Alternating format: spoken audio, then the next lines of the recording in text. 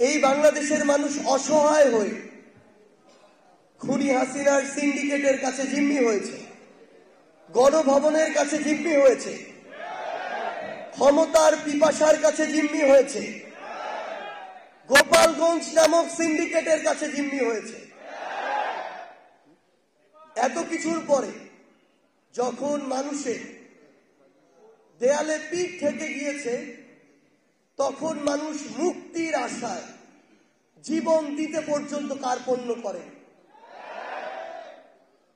আমরা দেখেছি কিভাবে আমাদের স্কুল, কলেজ, বিশ্ববিদ্যালয়, বিভিন্ন শ্রেণী পেশা, মাদ্রাসা থেকে শুরু করে প্রত্যেকটি শ্রেণীর মতের মানুষ যারা এই ফ্যাসিস্ট বিরোধী আন্দোলনে অংশগ্রহণ করেছে, তারা বুক চিতিয়ে লড়েছে।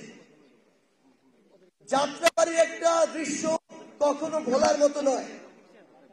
কয়েকজন ভাইয়ের সাথে কথা হচ্ছিল,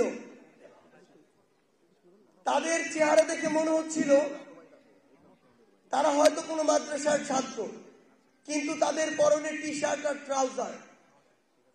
যখন তাদেরকে জিজ্ঞাসা করলাম আপনারা কোথায় পড়াশোনা করেন, উত্তরে আসলো তারা মাদ্রাসায় পড়াশোনা করে।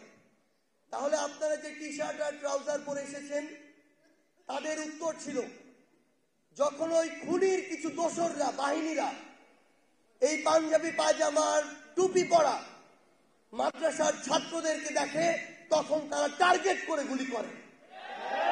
আমরা জীবন দিতেই এসেছি, কিন্তু কারো যেন টার্গেট হয়ে জীবন না দিতে হয়, আমরা যেন শাহাদাতের মৃত্যু নিয়ে এই পৃথিবী থেকে যেতে পারি, সেজন্য আমরা এখন টি শার্ট আর ট্রাউজার এসেছি, যেন কোনো একটা গ্রুপ ধরে এই গণহত্যা চালানো হয়।